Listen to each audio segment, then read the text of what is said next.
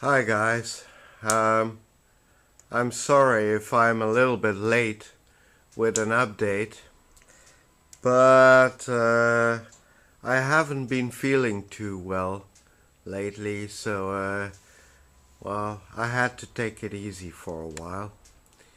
But I feel a little bit better now, and I decided to slowly pick up the thread again and give you a follow-up on the EverReady radio. Now, as you can see, all the metal parts for the radio I gave a base coat of primer. Just a standard gray, matte gray primer, which I used to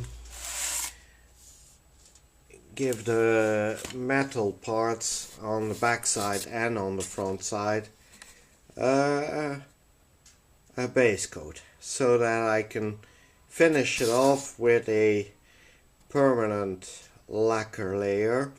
I'm not divulging yet which color I will choose for finishing it off. But one thing I can tell you, I'm not going to use the original gray. And there are a few reasons for that.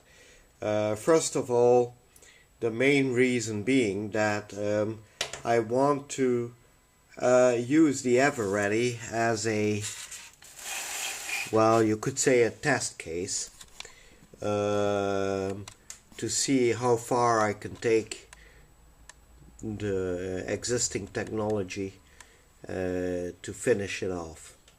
Another reason is that the EverReady, as far as I can make out, and I've been doing a little bit of reading on the subject, was intended for a female public. Now, I'm sure some of you will agree with me that the EverReady as it was, well, of course I don't know how the female tastes were in the 50s, but one has to admit that the EverReady didn't look so extremely appealing to me, at least if one takes into account the general tastes of the female public. So it wouldn't have been a huge hit, I think, with women and girls of the 50s. So I think I'm going to refurbish it a little bit, spruce it up, as you guys say, to make it look a little bit more feminine, at least feminine if I interpret feminine tastes correctly, being a man. But I think I will try to make it a little bit more appealing to the female audience, even though I've noticed I haven't had any female subscribers up to now, so I can't ask their opinion about it. But who knows, maybe in the near future I will have some female subscribers, and maybe they will supply me with some insights on the tastes, the general tastes of the female side of the population. Now, I also, as you can see, undid the speaker part from the front cover, and it was fitted like this. So the speaker was mounted inside of the front cover of the radio, I could say, like that. And when I unmounted it, I saw that it was covered in that same sort of burgundy red the vinyl is. Well, maybe a little bit darker, but not by much. Okay, it's a little bit, it has a few slight, how should I say, holes. It's slightly dirty, but not extremely so. So, considering its age, it looks reasonably good. And since this was the original cloth they used on the EverReady, well, I don't think I'll change it. I'll leave it as it is. Maybe I'll just clean it up a little bit, and that will be it. Then there's a part which I have been sort of, well, ignoring the last few weeks, and that's the upper cover, or rather the inside part of the lid, the covering lid of the radio. And as you can see, this is the antenna, which is glued, you could say, or held on to the back of the top cover. As you can see, it has the EverReady logo and the same type of burgundy vinyl that was used on the radio itself, on the box of the radio itself. And on the back side there is the antenna.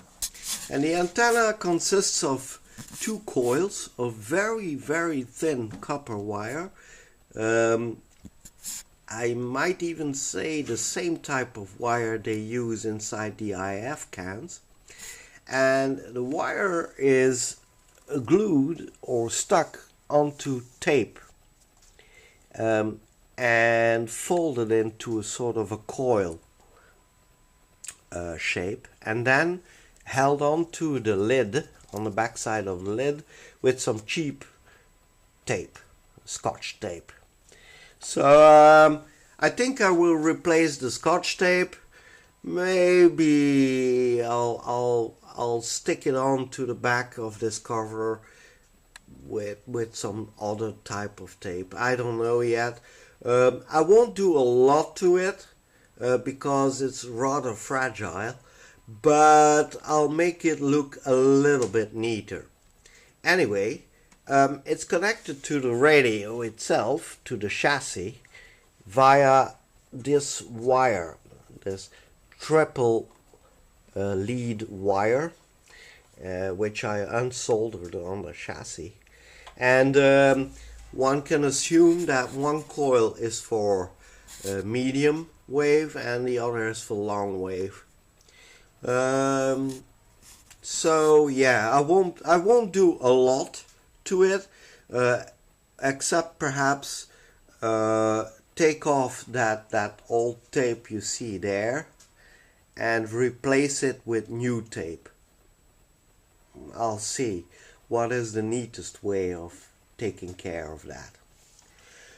So what am I going to do now? What is the attack plan? Well, like I said already, I'm going to paint all these parts in a new color. So I'm going to use some metal grade lacquer, and perhaps even coat it afterwards with clear lacquer. I don't know yet on that point, but we'll see. And I'm going to cover the lower part of the EverReady box or cabinet with vinyl. Obviously not on the inside, but on the outside. And the part you see here is in fact the front side. This is where this hole and this hole is where the carrying strips were attached, like, you know, these were attached like this. And as you can see, there's still a little bit of shape left of these in the wood. There's a slight indentation in the wood which shows where the clasps were attached like this. Obviously the clasp consists of two parts, but the other part, this one, goes onto the top lid. Yeah, so this is attached to the top lid and fits in there. Excuse me. So what I'm going to do now is I'm going to cover the lower part of this box with red vinyl. Well, in fact, I'm going to cover the complete box with red vinyl because I couldn't find that fake snakeskin type of vinyl which they used originally. And as you can see, there is a slot cut into the wood all around, as you can see, even into the corners. Now, why is that? Well, it's quite simple. When you cover this up with vinyl, you have to fold up the vinyl from the bottom up the sides. Now, you can imagine that if you have to fold it up this wide, then it's going to give trouble on the corners. Yeah, you'll get a sort of a gap between this side and that side in between, and the gap will run all the way up. Obviously, the people at the EverReady company had realized that too, and what they did is quite simple. They cut one large piece which they glued against the bottom and then folded up this far, and what was left over of the vinyl they stuck into this groove. Yeah, they pushed it into the groove tightly so that the vinyl was stuck quite tight against this side. And they made a small cut here, but only for this length. Then they cut a very long strip of vinyl which wraps all the way around the box, front side, sides, back side, and back again up here, and they glue that like that against this side, this part of the box. And they stuck again the leftover, they pushed inside this groove, and what was left over for the top part, and I mean for this side of the box, they just folded over and made a tiny little cut here. And that's it. And that way they could maintain the vinyl smooth with a minimum of gaps. You know, only a gap for on this corner here for this high, and a gap here on top of the corner, just here. And that's it.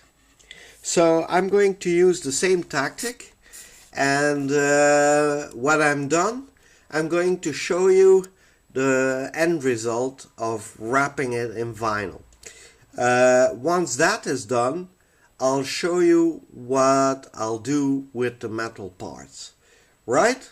So stay tuned, and I'll be back with another update.